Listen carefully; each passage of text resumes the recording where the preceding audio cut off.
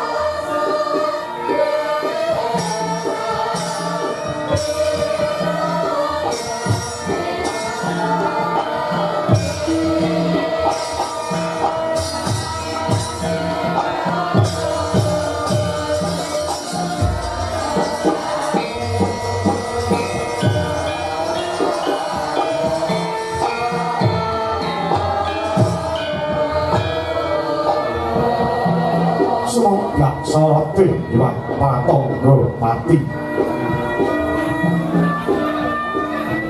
Sunare kinapit gunung temah temlawu Swarna bayung sumanggurat lereban socane nganggo rapuh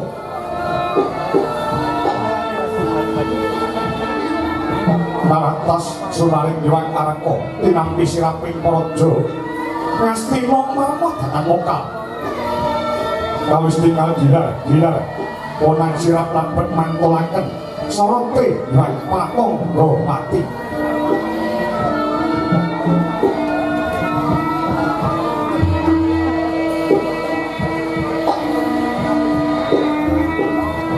kandiane pun asmaning Gusti Ing Maha Welas kang sarta maha asih Kamorwane Narabuka Kandha Negri negari budita ing minangka dadi pambukaning carita ing dalu mangke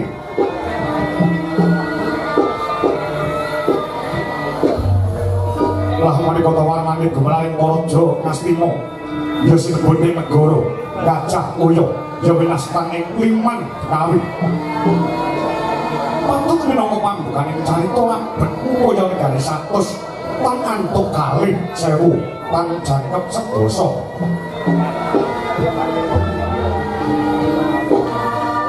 dasar negara kang panjang marang kunjung pasir bukit dumah limpah loh jinawi kerto toto ora hajo panjang saya tidur pocapaning kunjung luhur kami bawani pasir samudra ukir gunung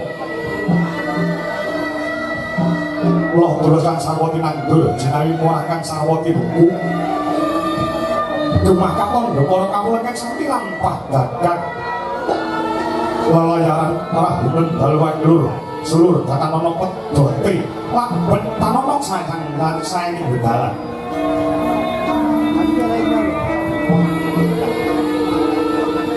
ari bacal momonco ing sami gegirya wonten salebeti negari kanthi jajal Habib bin Abben cuket tepung taripis papan liar temah urung pak saking gemah harjani Paraja kakone dene para kawula karang pandusunan samiya tentrem adine monggo pangoing tanem satemah bumi sacengkang datang para kangsela kawis tingali jo royo mertanggani kalamun wong ing negara Ngastina datang kurang sandang pangan kang sapa papan Raharja dene saking Palaman muga Mantri Bupati Samiya kontak kautamane wicaksana lipat ing kawruh utus marang panembaning Paraja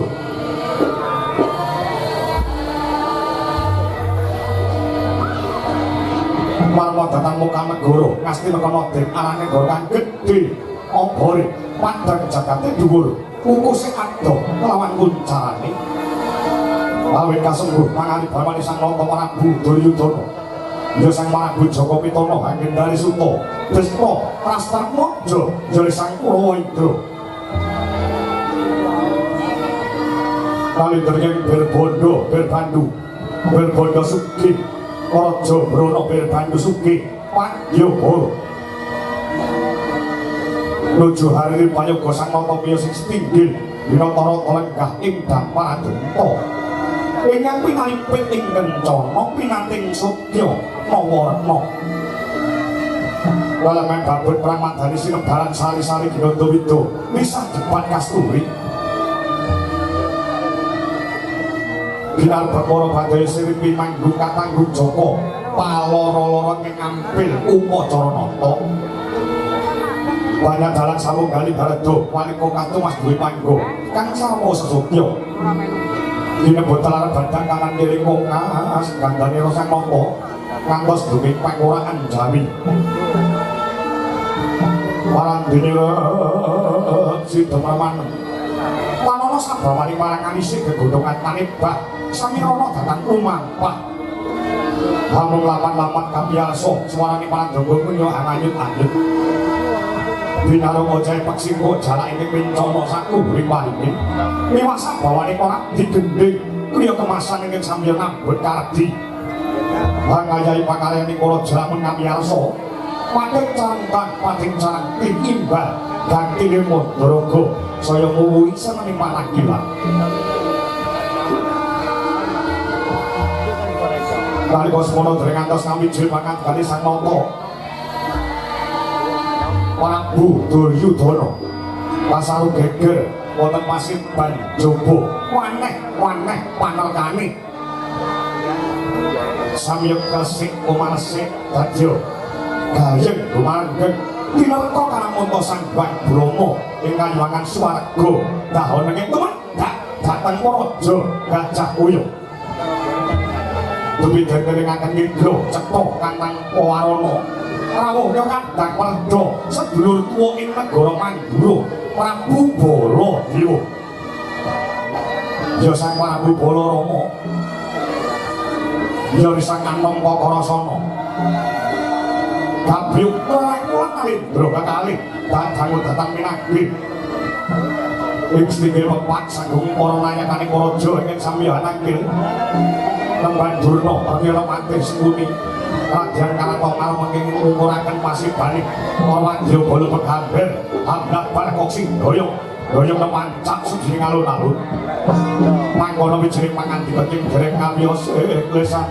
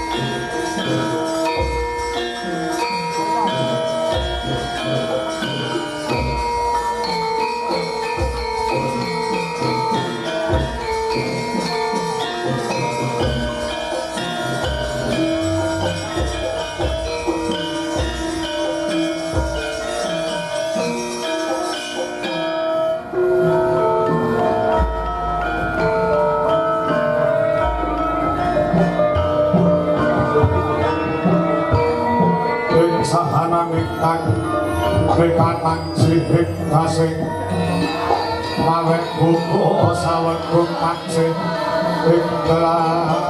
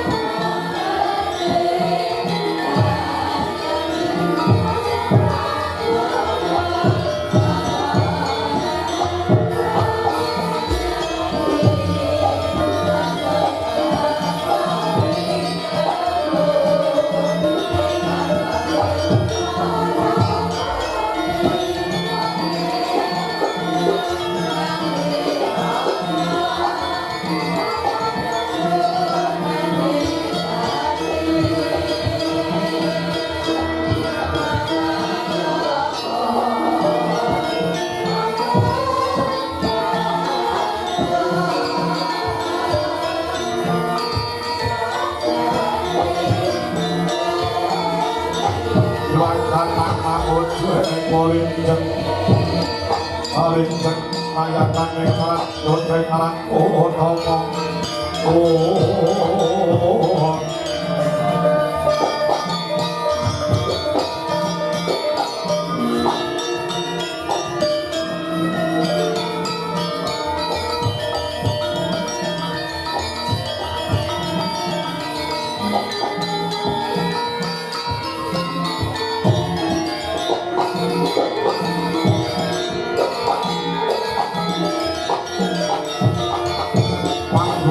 nugrahaken siswa Sukata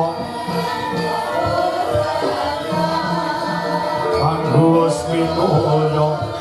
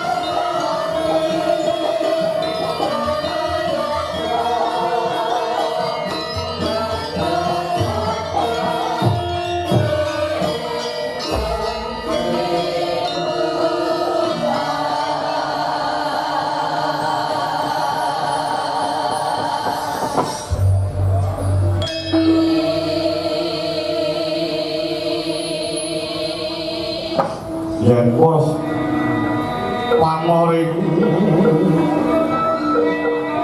kamula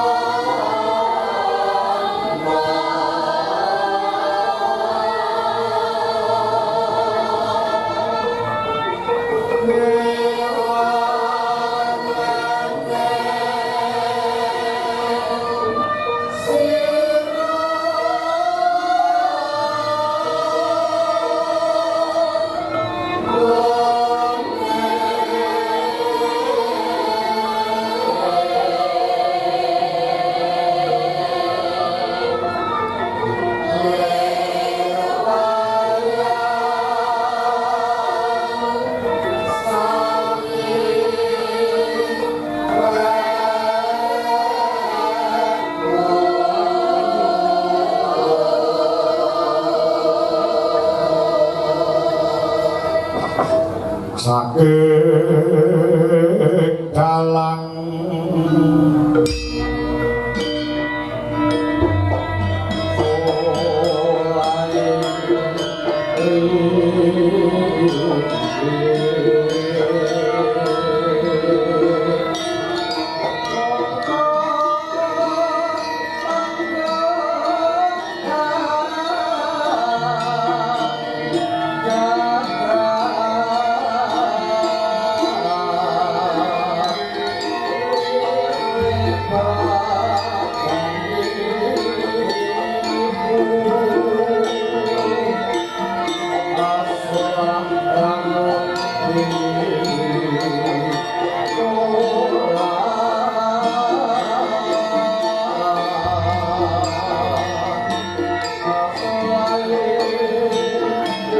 Ya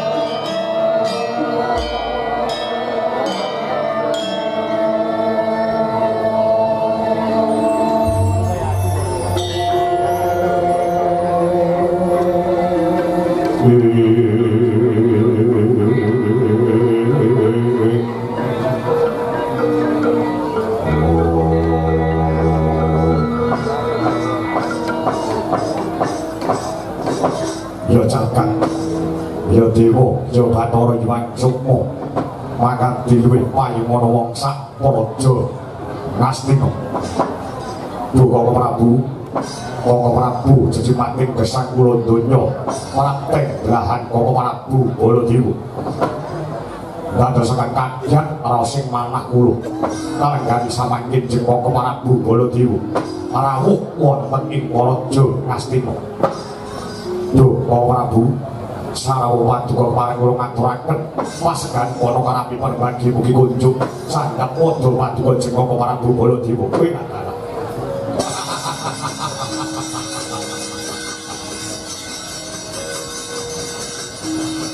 Inggih, ya inggih. Kadangipun Kakang ingkang kula tresnani lair kandas pusing batin, Yayi Prabu Duryudana, Yayi Prabu Jaka Pitana.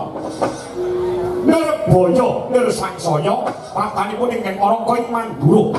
Dumugi wonten ing negari Ngastina Ginanjar kawilujengan kebagas warasan, boten nyandung sakara-kara. Dhateng kathah-kathah kalingga murda sekwana kraminipun Yayi Prabu Kurupati ingkang rumentah dhumateng ingkang Arangka ing Mandura.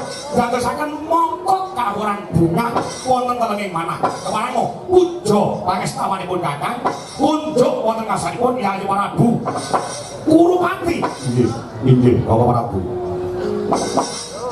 Grawalan anggen kula pundi kabetekaken wonten ing Jaja. Rumeketing Mardaya miwah ana rah daging kayuan. Putraku monggo kula dherekaken enggah ingkang sekeca. Inggih, Yayi. Kaos boten kirang prayogi anggenipun ingkang Arangka ing Mandura kabyantara sowan wonten ing negari Gajah Uya mriki. Nuwun sewu nggih Kakang Prabu. Kaya gempal panjenengan. Mriki gantri begini Mas Joglo. Hawala. Ingkang Bapak ing Sekalima ngaturaken kasugengan nggih Bawa Durna. Wilujeng dening Sambikala. Areng taken kula mugi kunjung nggih Kakang Prabu. Banayama. Nggih, sampun kula tampi ndasaken bingah rasing manah. Boten langkung tumiba sepadha-padha mampir dhateng Sekalima. Matur nuwun. Denga manci sanes wekdal oleh wonten bab ingkang wigati tertamtu kula badhe kampil wonten ing Sekalima. Nek mampir mriku kandha ngendika langkung rupiye? Nek badhe tindak kampil wonten ing Sekalima kula aturi ngendika kula siapi, kula ngertos senenganipun jenengan. Iku darane ora sate bekecap boten marep. Basa sing rada ngiler-ngiler ngoten niku ndelok arepen. Oke kula siapaken boten muji wani. Nggih, matur nuwun. Nuwun sewu nggih. Anak Prabu Baladewa ngaturaken kawilujengan arawuhipun jeneng tika anggen anak Prabu Baladewa. Sinten menika? Kula ingkang paman ing kepadhian Ngastina Rekyanapati Haris. Wah, paman semuni nggih lakar kados mekaten. Wilujeng amak kula, paman Haris nggih sihat to? Dalem. Paman semuni nggih sihat. Pangastunipun kera-kera Ginanjar kawilujengan. Kera-kera Ginanjar kawilujengan niku manane ladang nuwun sewu. Awak kula menika kuru gagangaking paribasane ing alhamdulillah tansah kinemulan kesehatan. Paman Cenguni pripun nggih? Kersanipun ladang to sampun lalu yuswa tegese sampun sepuh. Kula menika kok ngantos gumun kalih awak kula niki. Sing digumuni perkara apa? Derajat pangkat kula menika mboten kurang wong kula wong nomor 2 sakwise ratu. Bondo donya menika paribasane tumpuk matumpo-tumpo. Duit menika kathah arep mangan bergizi model piye kelakon. Ning kula menika gumun awak kula kok mboten saged subur, mboten saged lemah, mboten saged gendut kabidene tiyang ingkang sampun kemulan Raja Brana. Paman Harya wonten dawuh. Nuwun sewu. Yen to panjenengan ndarbani gagasan ingkang kados mekaten, niku penemu sing kleru pendapat sing lepat. Dan ngendika, aku wong sugih, dhuwitku akeh, aku tuku panganan model piye kelakon, kok awakku ora iso lemu. Ra ngaten. Nggih, langkah kados mekaten. Niku penemu sing kleru. Wong urip wonten ing alam donya niku mboten perlu mikir perkara kuru karo lemune awak, sing dipentingke, sing dipikir niku namung siji, nggih menika waras. Waras kok waret ora. Sing penting awake waras, awake sehat, ora perlu mikir perkara kuru karo lemu. Cobi man penggalih, cobi man mikir. Lan dantos sampeyan niku awake kabujan uripe, duwite pirang-pirang pangkate dhuwur. Raja Brana tumpuk matumpo-tumpo. Omahe becik, omahe apik, mobile pirang-pirang. Sawahe jembar, tegalane yo jembar. Nek bendina dikupeng karo penyakit, bendina dikupeng karo lelara. Kapan anggone bisa ngrasake kanikmatane urip wonten ing alam panjang? Mongko urip ning donya niku nggih namung sepisan tok niki. Sok bakale mboten saged urip malih. Nalikanipun kula panjenengan sampun ngadhep wonten ngarsane Gusti ingkang Kakandya Jagat dados perkawis lemu karo kuru. Ora usah dipikir. Malah sampeyan awake kuru niku malah matur nuwun. Matur nuwun karo sing gawe urip. Mergo napa? Sing gampang kena penyakit niku awake sing lemu-lemu niku. Betul. Mergo kurang gerak, kurang olahraga, kurang ngetokne keringet. Nek awake kuru cekal mangsa angel kena penyakit. Nek awake wis lemu, kakean melek, kakean ligo, kuwi gampang kena penyakit.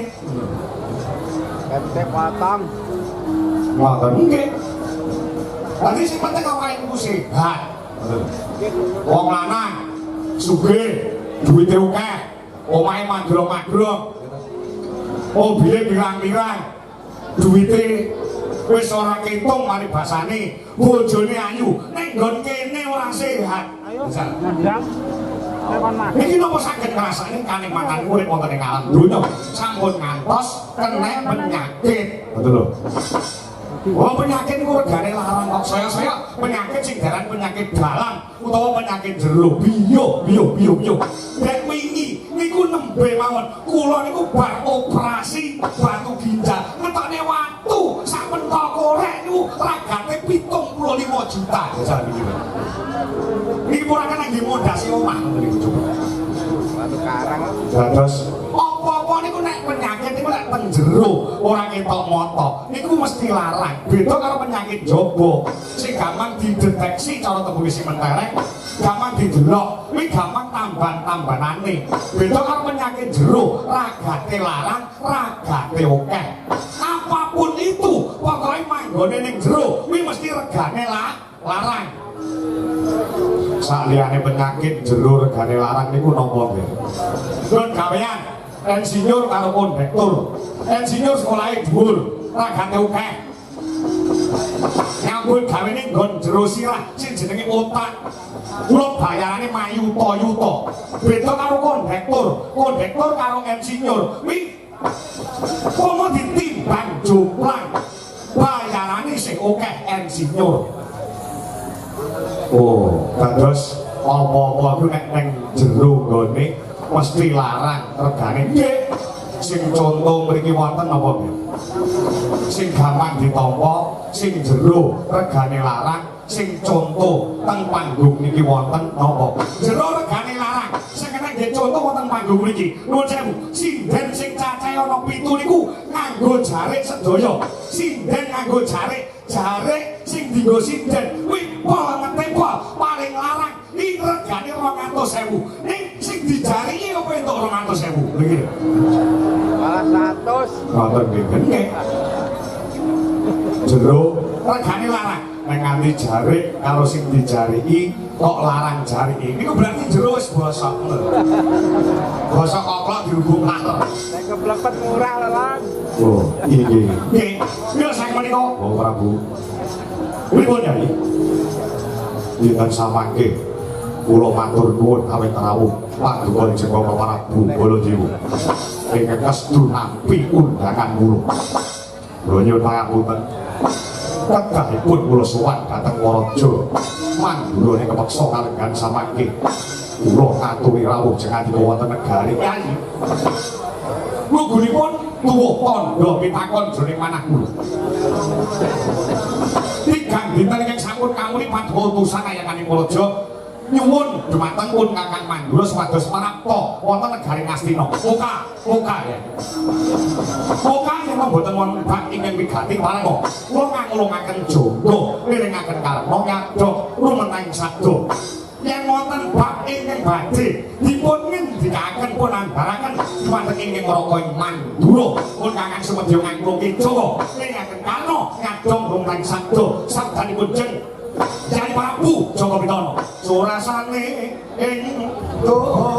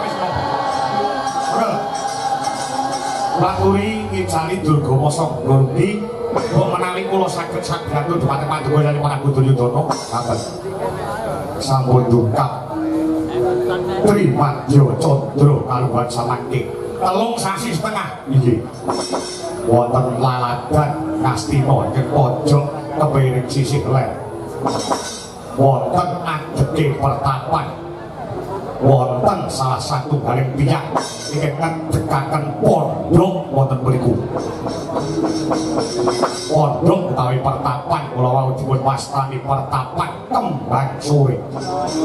Pertapan Kembang Sore dideke wonten ing wewengkon negara Ngastina. Inggih, langkah kados. Lajeng kesanipun wonten mriku wonten Brahmana Nyarakaton.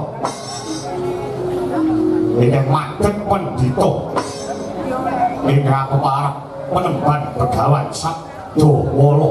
Nggih, penemban Begawan Dawala. Nggih, lajeng kersanipun dadosaken watos raosing batos kula. Paribasanipun ancik-ancik wonten pucuking ring. Sisip sembiring iso bebayane tumrap kekuatan Gari Astina sebabe kok panjenengan ngendika ngantos mekaten awit kathah para kawula ing negara Astina menika samya Puruhita samya manunggal dadi siji ngaji ngecep kawruh ngecep ngelmu ingkang dipun gelar dening penebat Begawan Sabda Wala utawi Begawan Dawala kala kabar ingkang sumebar wonten kiblat papat lima pancer negari Astina maewu-ewu paribasane para santri-santri yang mapan wonten mriku yang samya Puruhita ciklu ana ngarsaning Sang Begawan Sabda jare mandi apa sing dadi sabdaning Begawan Sabda ya kathah yang samya pitados kathah yang samya percaya dhumateng Begawan Sabda ingkur bekti marang Prabu Duryudana boten namung menika kok nggih nuwun sewu anak Prabu Baladewa sing merasa dipun rugekaken sing dirugekake menika boten namung kangge Prabu Duryudana selaku dados ratu wonten ing negari Astina Begawan Durna niku saben-saben wonten lumebeting para putra siswa menika atusan ingin sami daftar dhateng peguron siswa saka lima mriki lenggang samangke sareng wonten madheke Begawan Sabda Wala wonten ing Pertapan Kembang Sore sing daftar teng peguron kula niku kalih mawon boten jangkep sing golek-golek tamba teng kula niku sampun berkurang tebih ora date sing golek tamba teng Pertapan saka lima niku kathah enek sing golek penglarisan enek sing mangan pengin dadi wong sugih enek sing pasang susuk niku pirang-pirang sareng enten jumenenge Begawan Sabda Wala niki saged ngrogoti pemasukan kula ngoten nggih lajeng kersanipun kali Prabu Duryudana kasebut kula badhe nyuwun dawuh jeng andika babagan kawontenan iki gumelar wonten negari Astina mriki sesambetan kelawan kahananipun Pertapan Kembang Sore saya-saya menawi paduka kersa mbubaraken pertapan kula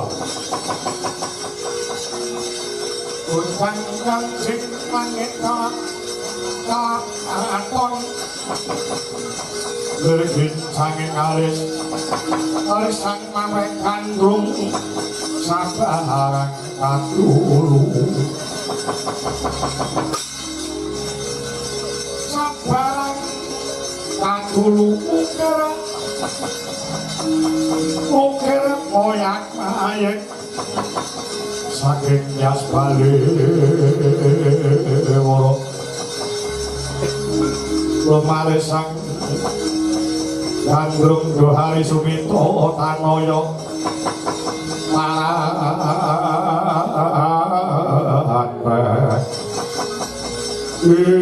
yen to jangan dikoyai Prabu Duryudana nyuwun penemu kang sata gagasanipun ing para kowe mandu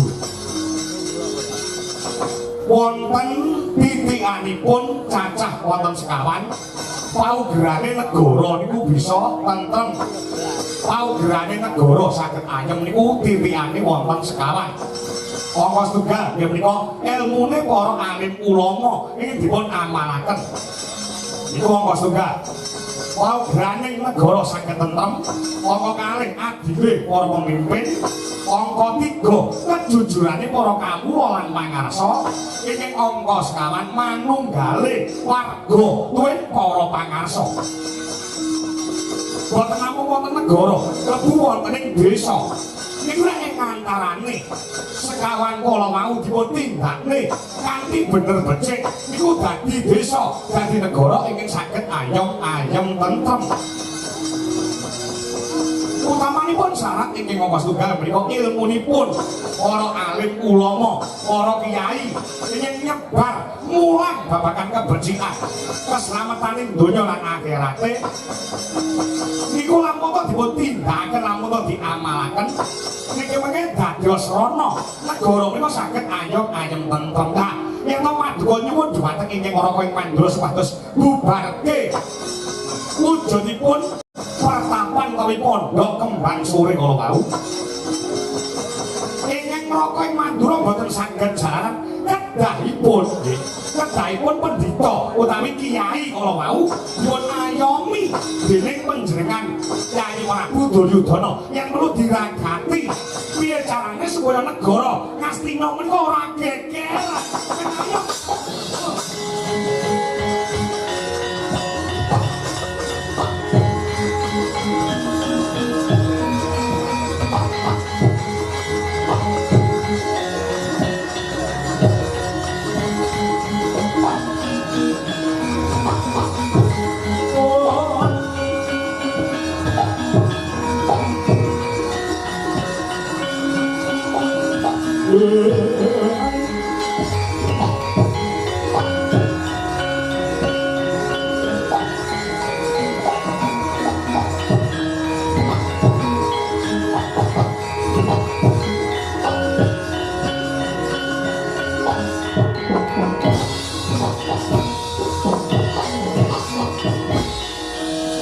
Hastina monggo Prabu Duryudana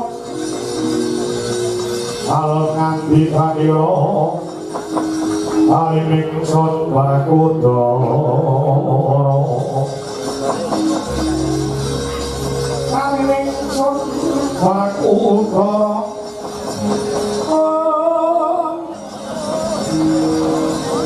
dan kaparing kening Sigro Haryo Simon Jujukta Yuang Durno Ali Saksono Mangendali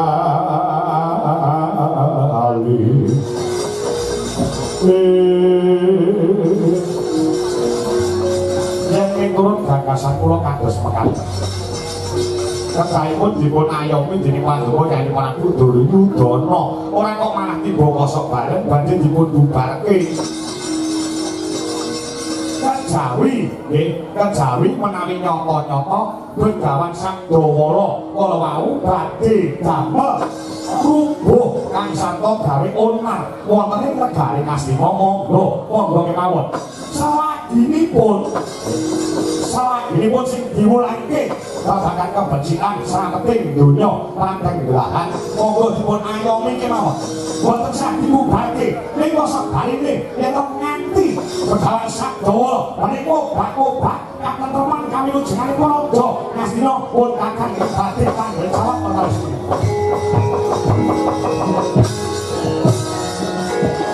Sarko pawono tengano Yosek narasani sote kanla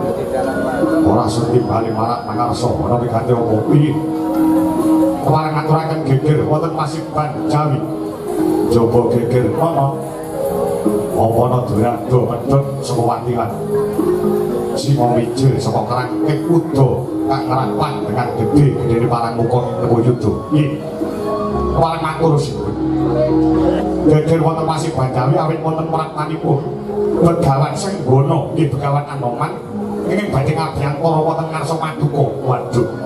Ngono Bapak Swata ini. Yen mangkono wae ana matur kuwi kabeh ana parang padha pasukan iki sing ada.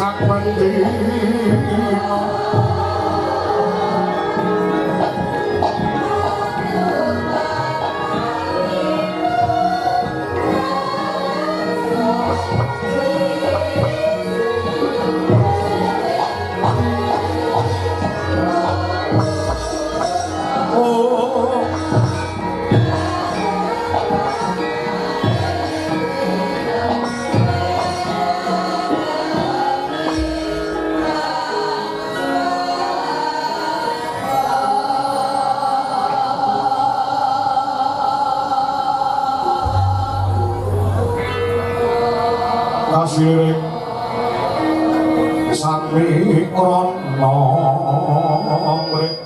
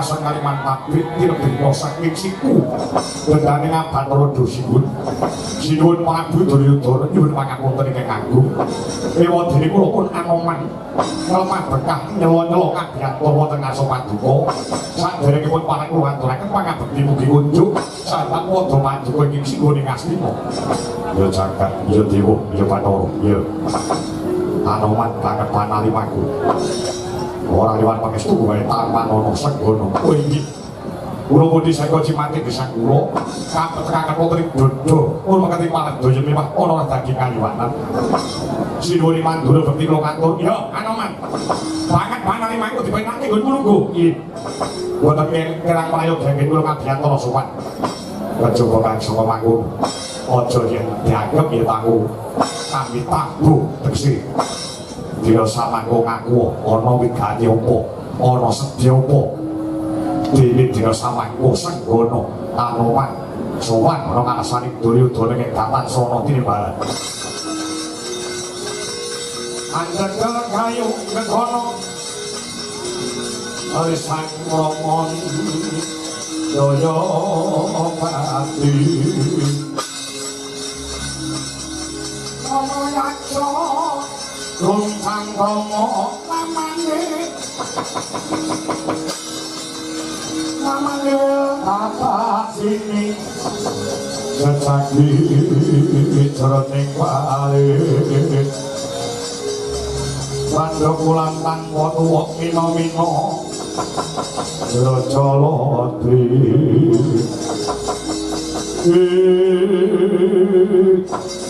matur sembah nuwun siwun ewadene sampun kula kalilan matur wasing gatehan kula kabyantara wonten ngaso paduka ing sinuwun Prabu Duryudana saderengipun kula matur kathah-kathah kawula nggih Anoman nggih senggana karenggan samangke minangka dados murid kang sarta siswanipun penemban Begawan Sabdawala ing pondok utawi Pertapan Kembang Sore murid-muride penemban Begawan Sabdawala lho iki lakar kados mekaten sampun bekal Trimadya Candra karenggan samangke pun Anoman nggih senggana Purbita wonten ngasanipun sang penemban Begawan Sabdawala wasing sedya nenting cipta sowan kula dumugi wonten ngaso paduka ing sinuwun Duryudana dapur minangka dados utusan saking sang penemban Begawan Sabdawala guru kula inggih pepundhen kula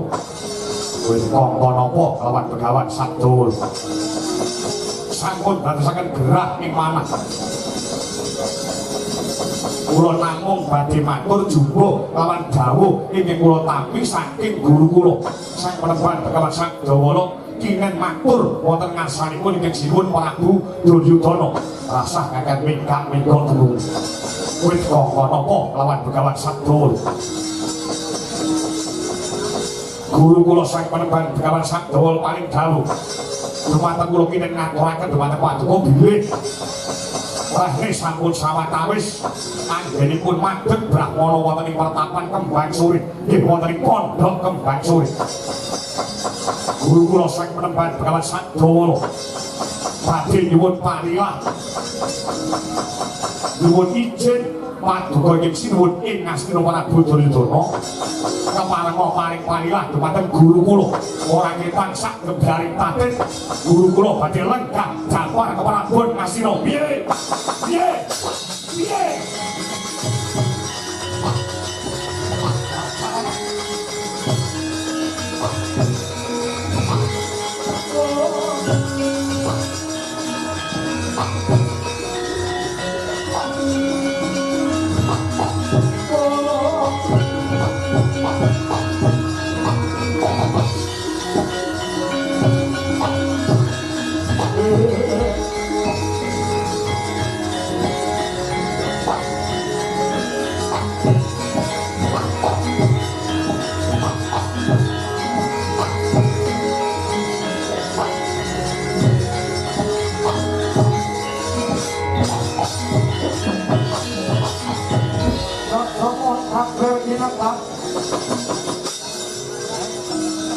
Kaya sing becok nang mawinge Umat madoning wati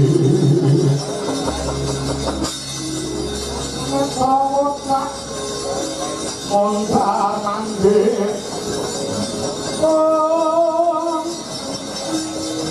Ikatnya mangotok Kerapan hambarat badranan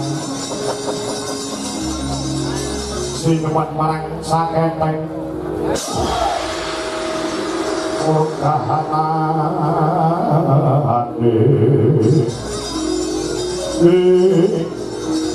terus malah kan kata lagi jagat pada suami jajaran tak khawatir ki pelung sasi kebahagiaan tenang saya meluncak pangar ini begawan santur bakal ngambil gambar keperabun si tanggung wiksi begawan santur bakal wani kawan pemerintahan negara mesti ya sama ngosen bono anoman bola balik ingin ketek munyuk di kewan lanjakmu saya bisa manungso ya sama ngohakno bapakmu rungokno kuping ojo menengok sak kebiarin tatik begawan pawol tekan ngarep waktu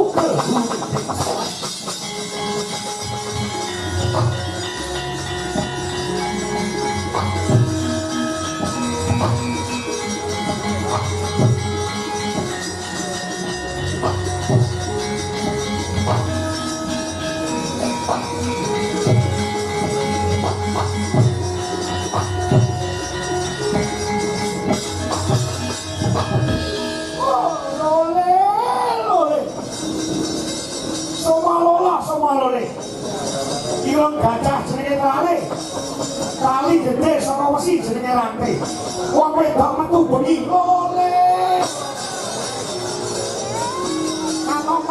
anoman kowe iki wis tuwek lho anoman kowe iki wis tuwek kowe melu ora mung sing kok elane berasa dawa tok kowe yen tau dadi mantan Gimbok Siwelagiri kowe tau melu Prabu Rama Wijaya saiki kowe melu Ratu Ndrawati kowe iki pendhita dono iki ya pendhita iso milah-milah kan iso milih-milih kowe dikongkon iki kudu utek kowe dhewe mikir sing kok tindakne iki bener apa luput marane atine wong apa ora nek sisa dawa bakal milih ke Prabon sing dilengkan dengan Anjana Prabu Duryudana kok jane kowe iki ngepamos pakane Anjana Prabu Duryudana apa kira-kira kowe wani lawan kekuatan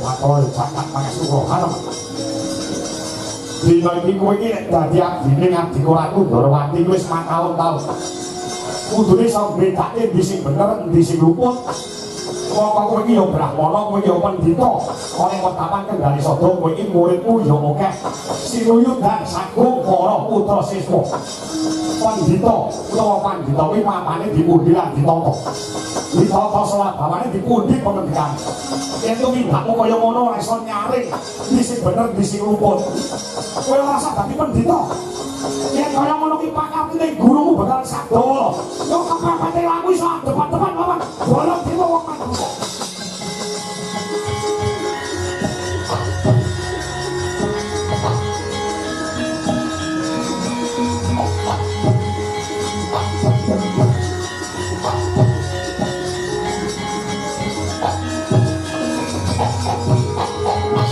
Sarito, Reto Mangkono sedaya ing wonten setinggil gawahaken dedukan lawan penemban Begawan Anoman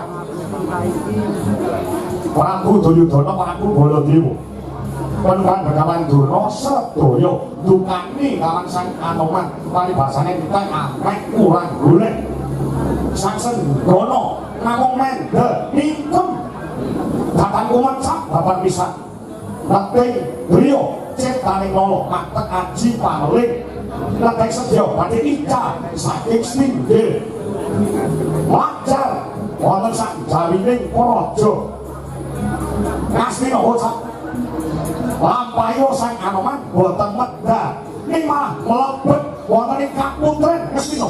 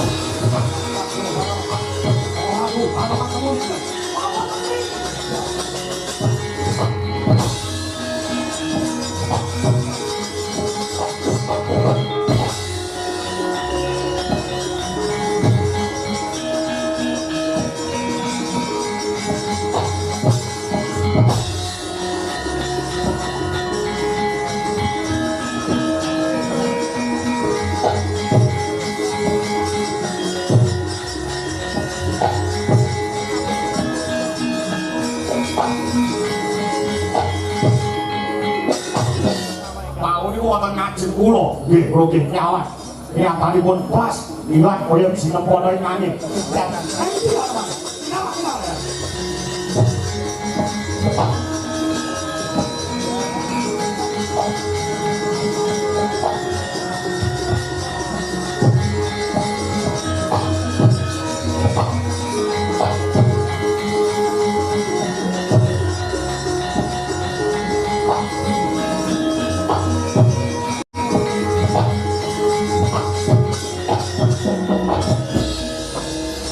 Atas bungun ing atase wonten mriki sedaya nyawan sedaya ngawuningani Anoman niku diseneni didukani dening Waka Prabu Baladewa namung mendel mawon kula seneni namung mendel mawon cekok aneh-aneh rasanipun ical saking Pandulu kula ki ambak wong wau wonten ngajeng kula lho ya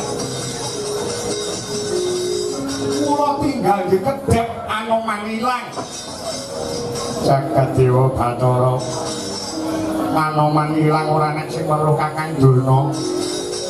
Apa sing kuwi? Anoman ki mau Anoman wis lunga, mergo wedi karo Durna. Anoman lunga wedi mergo tak pentelengi saka kene. Oh sik. Nek Kakang Durna ngerti Anoman lunga. Lungane ngetan apa ngulon? Ngetan. Sak nomor tak mentelingi karo tak damu saka kene. Langsung Anoman meletik merono. Oh, iya. Lantas pundi Koko Prabu.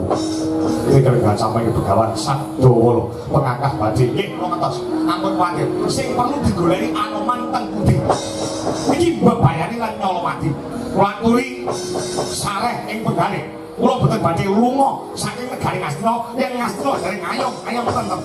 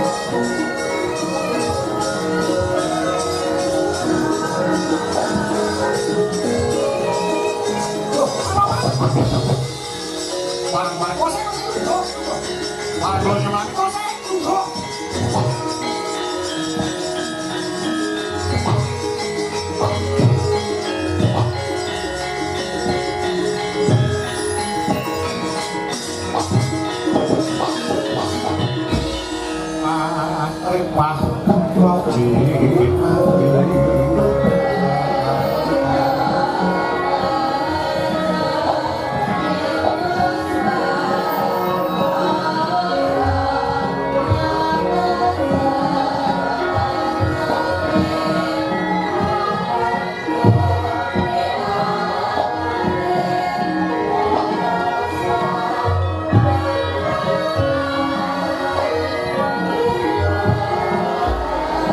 Yas kuyung mulat sekarang ganda nyorong hanggal rucit oh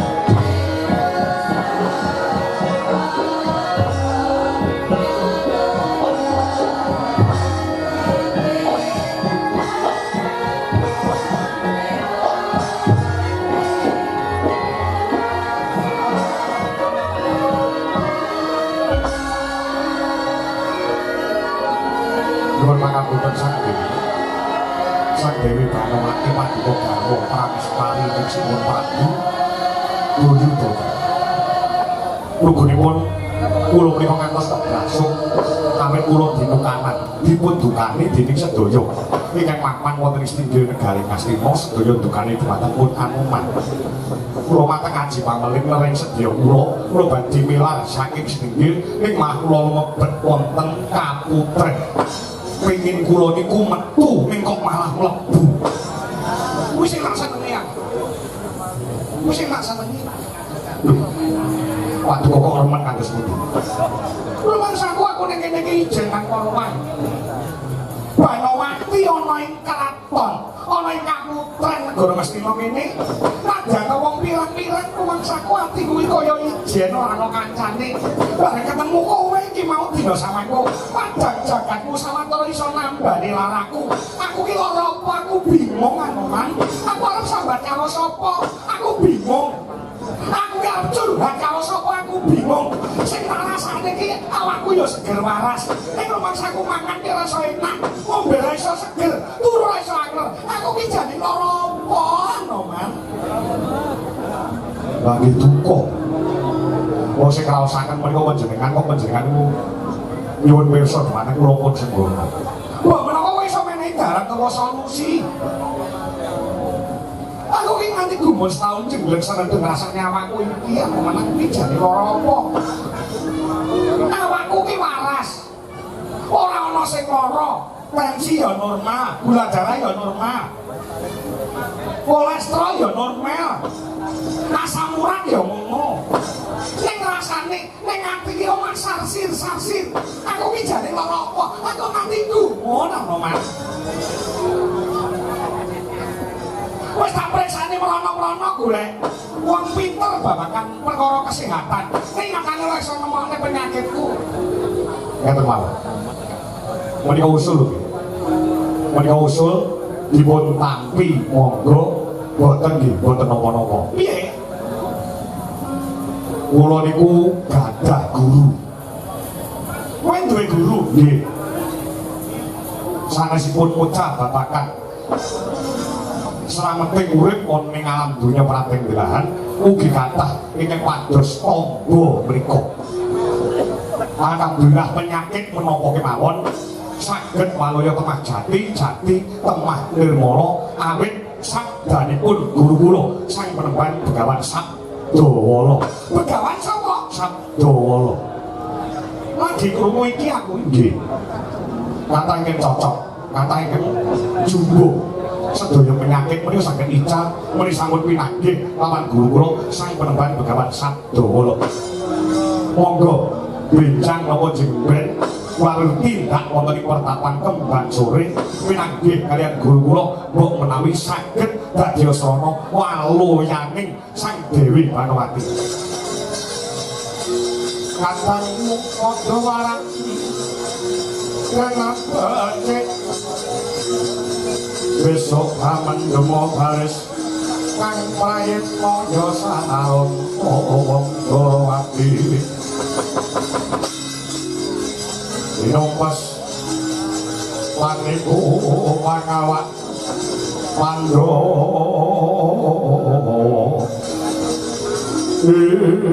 anggan samangke sampun cekap atur kula menawi badhe tindak mriku nggih monggo boten sak beta menapa-menapa boten sak ngamplopi boten sak betakaken gula teh kopi lan sanes-sanesipun bangunipun wadya tindak mriku keluwanipun menapa mangaturke lawan guru sing penebat Begawan Sadawala kanthi mekaten mbok menawi saged jodoh pikantuk tangga satemah paduka saged waluya temah jati temah nirmala kalenggan samangke sampun cekap atur kula pareng kula nyuwun pamit kosek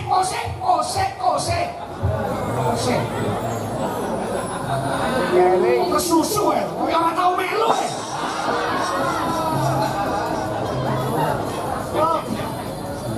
aku ora kanten ngerti sik sapa sepedane sing ngerti dalane kowe aku bareng kowe saiki ya Roman boten pangambut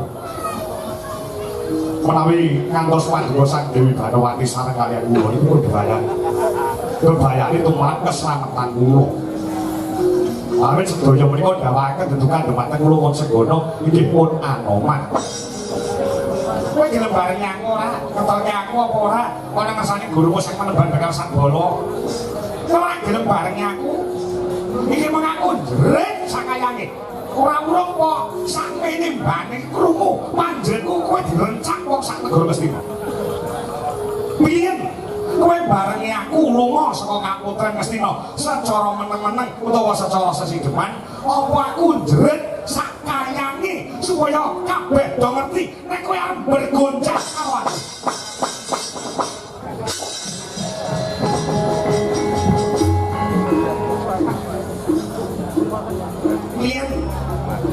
pilih aku bareng kowe apa aku berkok sakayange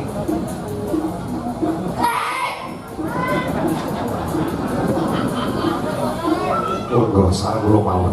Baik, Kari. makan mau pesen Bareng pipis wonten mikir truk niku dari wiji. aku bareng kowe lho Segana Iya.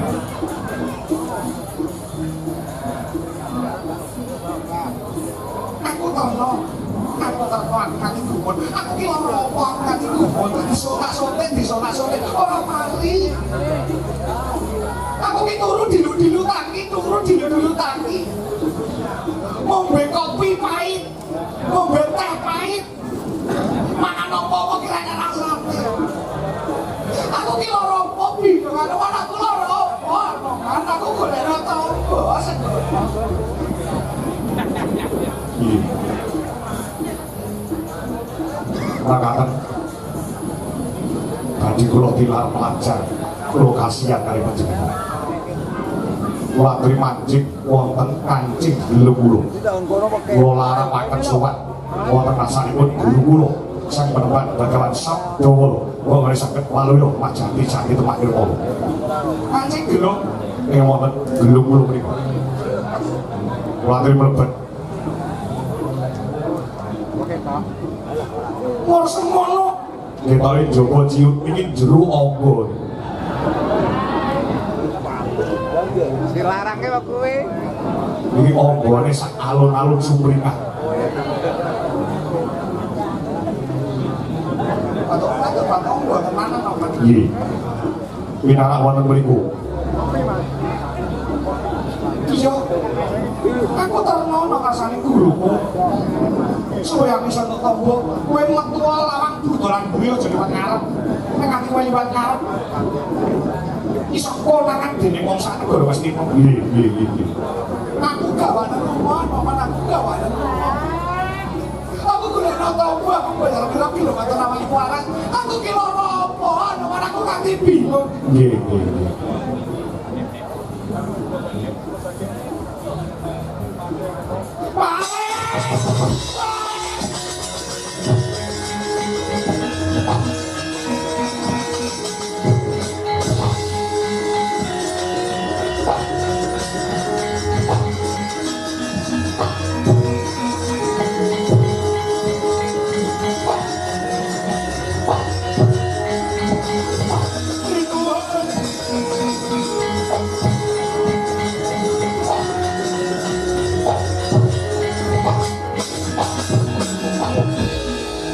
Kabeh karo bocah wat. Inggih sinuwun. Layu